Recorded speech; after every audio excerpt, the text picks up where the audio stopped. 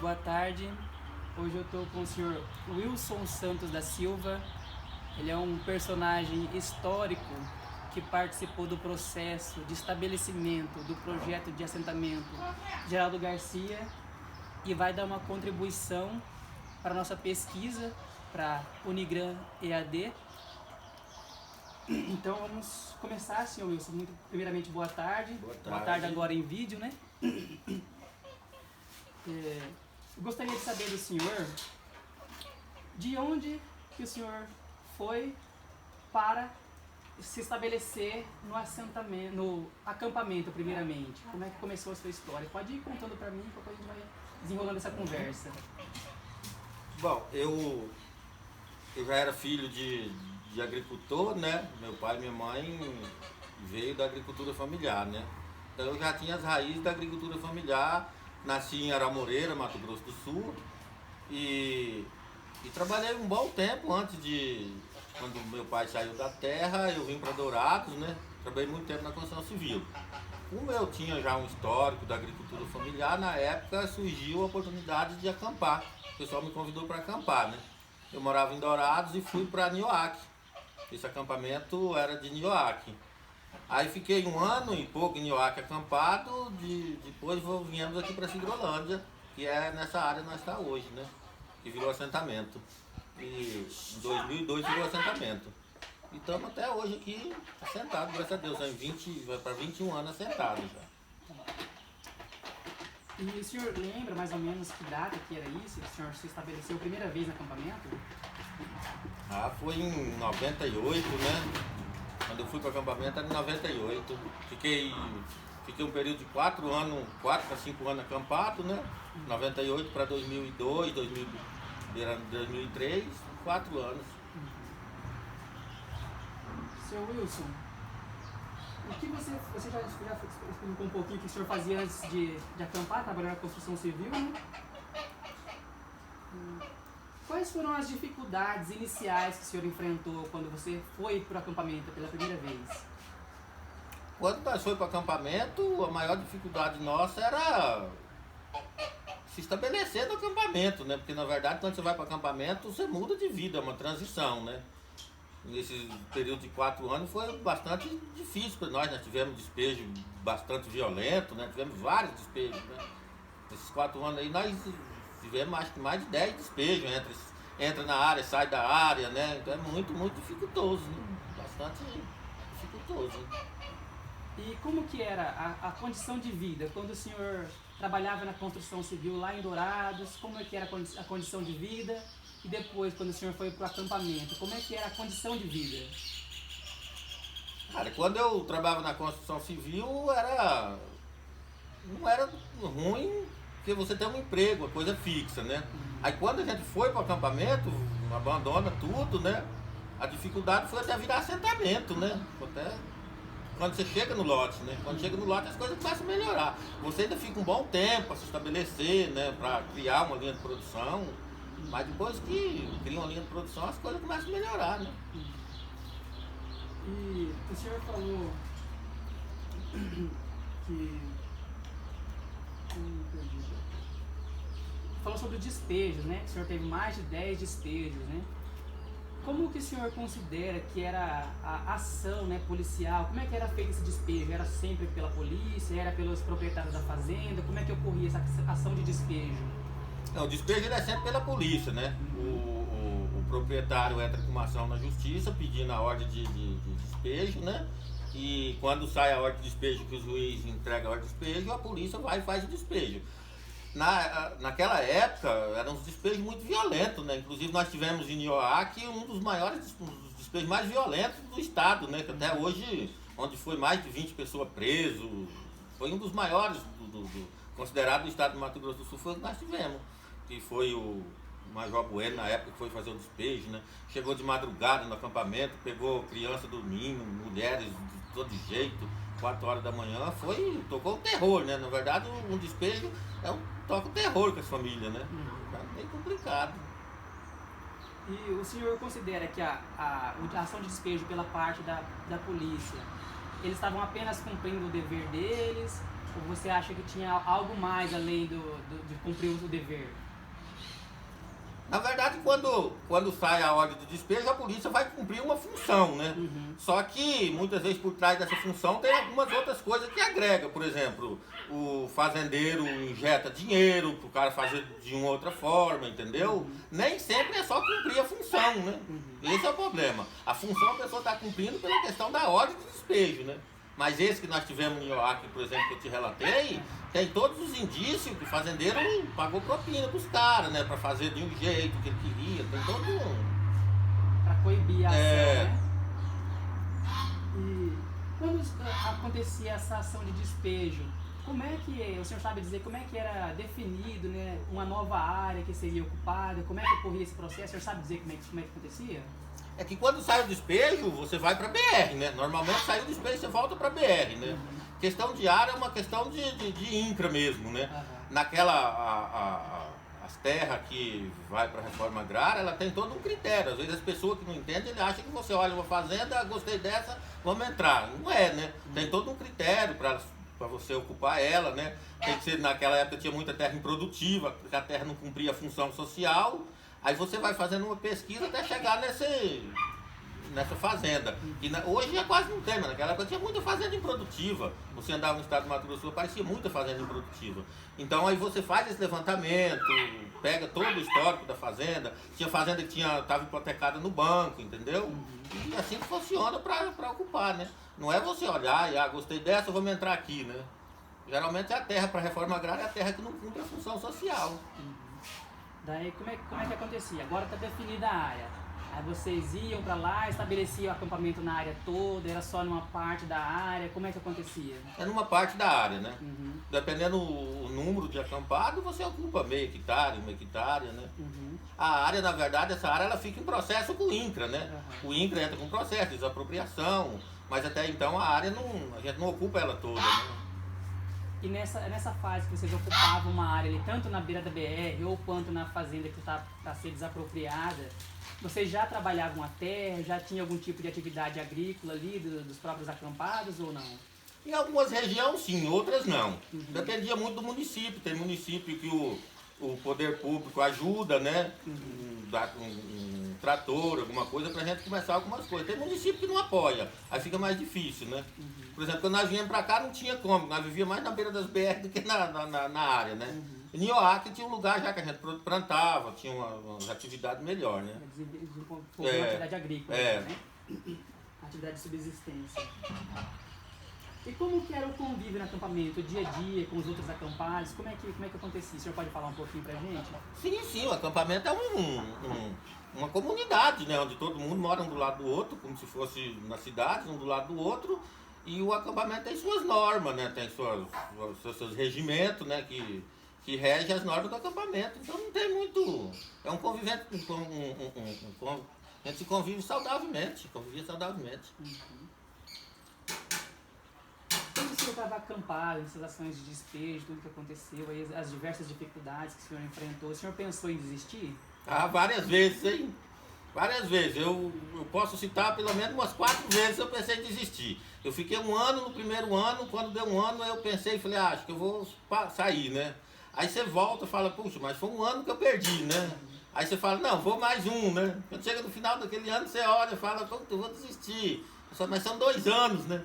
Aí o meu, quando eu terei 4 anos, eu falei, agora seja o que Deus quiser, né? Já tem 4 anos perdido, vou até onde der, né?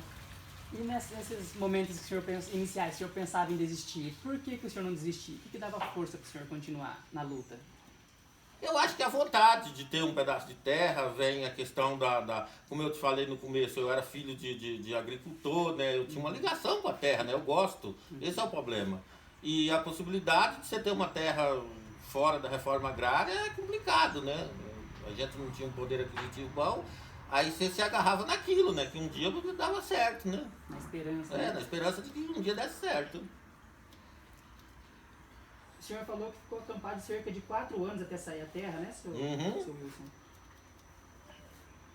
No acampamento, o senhor desempenhava algum papel de liderança? Chegou a desempenhar, assim, além de ser membro do acampamento ou não? Sim, no acampamento a gente cria os grupos, né? Uhum. Tem vários grupos, tem grupo da saúde, grupo da produção, grupo de disciplina, vários grupos. Então são formados os grupos e cada grupo tem seu coordenador, né? Eu atuei uma época com coordenador também. No acampamento quase todo mundo tem uma função. Seja ela qual for, mas quase todo mundo tem uma função, né? Desde ajudar, cuidar da higiene do acampamento, ajudar de certa forma, mas quase todo mundo tem uma função. É uma coisa organizada, no caso, né? Não é de qualquer jeito.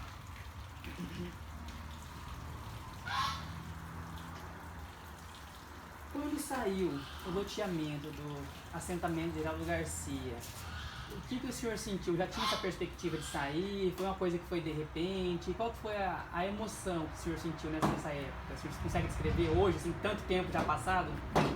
Cara, quando nós vinha para essa área, para Cidrolândia, o INCRA já colocava para nós que a área seria para a reforma agrária, né? Nós já veio sabendo que a área ela ia ser destinada à reforma agrária, era uma questão de tempo. Porque, na verdade, a terra ela não cumpria a função social e era uma questão de tempo mesmo, porque o que acontece? Aí começa uma batalha do proprietário com o INCRA, né? Aí tem os trânsitos legais, o cara recorre, vai, entendeu?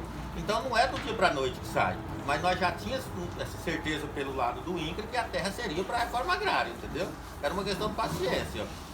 E quando nós veio para cá, eu fiquei muito contente pela questão da localidade, né? Porque é um assentamento bem localizado, questão de tempo nós ser assentado, nós sabíamos já que ia ser assentado, né? O senhor consegue descrever alguma emoção que o senhor sentiu? Assim, agora está definido o seu Wilson, o lote do senhor é lá em tal localidade. O senhor consegue descrever alguma emoção, alguma coisa que o senhor sentiu na época? Foi no dia do sorteio dos lotes, né? Isso. Foi dia 1º de... Acho que foi dia 1º de maio de 2002. Foi o dia do sorteio. Onde o INCRA veio e fez o sorteio que se tornou uma realidade, né? Aí todo mundo fez o sorteio dos lotes. Era aquela emoção que você sorteava o seu lote, lote tal, né? Era uma emoção muito grande, né? Era o sonho se tornando realidade, né? E dali pra frente não tinha mais como o cara recorrer, não tinha nada. A área era do posse do INCRA já, né?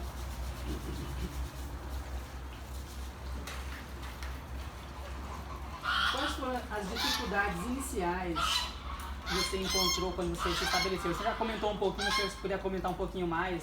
Logo que o senhor chegou no assentamento aqui, qual foi a dificuldade inicial que o senhor... Quando virou assentamento, né? Isso, exatamente. Quando virou assentamento, o maior problema, acho que não é meu, acho que esse é um problema de todo mundo. Que você, na verdade, você está mudando de vida, né? Você sai de um acampamento onde você não tem, vamos dizer assim, um serviço formal, você não tem aquele compromisso formal, aí você entra no lote, fala daqui para frente agora a história é outra, daqui para frente agora eu tenho que produzir, eu tenho que me sustentar daqui. A maior dificuldade quando você entra no lote é você se achar no lote. Na verdade, você tem que se achar em que sentido eu digo? É no que você vai conseguir se estabelecer. Se você vai ser... Por exemplo, eu hoje atuo no ramo da hortaliça, por exemplo. Mas você não chega e simples, vou fazer isso, entendeu? Ele tem um processo, demora para você se adaptar. Muitas vezes as pessoas não conseguem produzir, não conseguem vender, não conseguem escoar o produto. Aí ele fica um tempo, depois desiste. Outros vai para o gado leiteiro, por exemplo. Uns se adapta, outros já não se adapta. Hoje, depois de 20 anos, todo mundo tem já a sua atividade formal, né? Quem mexe com leite, quem é da horta, quem toca lavoura. No começo, a maior dificuldade é isso, é você se achar mesmo, no que você vai fazer, né? E o senhor se achou logo no começo ou o senhor mudou o tipo de atividade que o senhor desenvolvia ao longo do tempo? Não, mudei.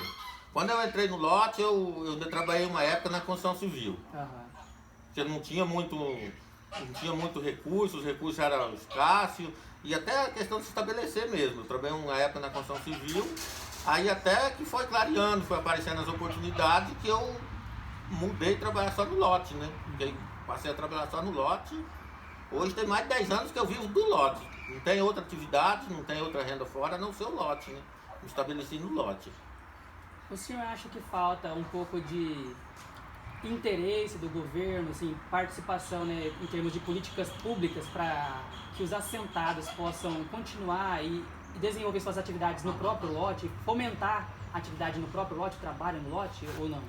Eu acho que falta principalmente na questão da compra da produção, né? Porque a compra da produção, quando você trabalha na agricultura familiar, é diferente de quem está no agronegócio. O agronegócio, você vai lá e planta soja, você vende na folha. Quando você trabalha na agricultura familiar, você não tem uma produção em grande escala, você produz em pequenas escalas, né? E muitas vezes você você não consegue se estabelecer nessa questão de vender a sua produção. Esse é o problema. Eu acho que o governo tinha que ter umas linhas de produção mais fácil que o pequeno agricultor pudesse colocar esse produto mais na questão da... O governo tem umas linhas, só que eu acho pouca, por exemplo. O governo podia inserir, por exemplo, a agricultura familiar na merenda escolar, você pega, por exemplo, os presídios, tem várias coisas que dá para inserir os produtos da agricultura familiar, entendeu? Que é um dos maiores problemas, é você agregar seus produtos, né? Produzir até que não é tão difícil, difícil é você escoar, vender. No caso, faltaria um pouco de política pública focada na questão de infraestrutura, de negociação, de onde que vai, para que o assentado não gaste energia com essa parte e foque em produzir. E não perca a produção, né? Exatamente, né? O senhor considera que a sua vida, depois de assentado, melhorou em relação do que era antes de você ir para acampamento, passar por esse processo? O senhor considera que melhorou, teve melhora na vida do senhor? 100%, né? É outra história, né? Hoje nós estamos assentados, nós temos uma casa digna para morar, tem tudo, né? Outra história muda, né? Totalmente diferente.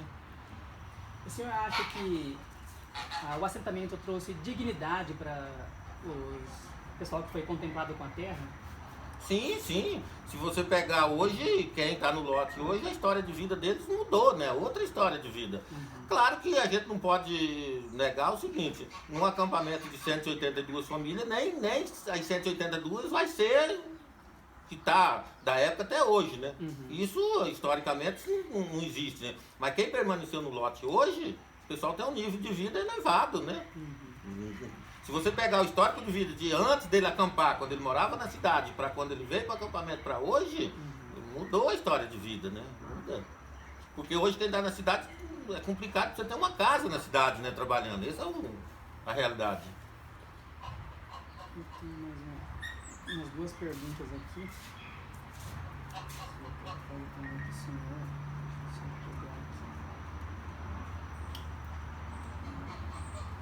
Você já falou que não desempenha nenhuma atividade hoje fora do seu lote, né? Não. A sua renda no lote é suficiente para a manutenção das suas necessidades básicas da sua família hoje? O senhor considera que é o suficiente? Sim, sim. Hoje mora eu, minha esposa, tem minha sogra que mora também no lote, né? Então o que nós produzimos é o suficiente para se manter. Então por hoje é isso. Muito obrigado, senhor Wilson, por essa entrevista. Vai ficar registrado aqui no nosso trabalho, contando a nossa história do assentamento Geraldo Garcia. Obrigado.